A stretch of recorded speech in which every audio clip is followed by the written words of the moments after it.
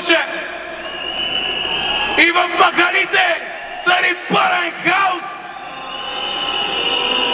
Защото тези хора държат хората бедни, държат ги, за да може да ги купуват. Но ромската общност се събуди и каза: оставка! Оставка! Оставка!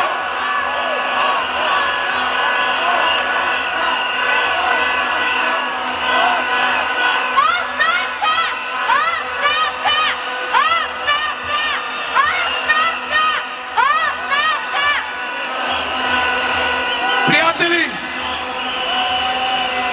тази вълна трябва да порасне много повече.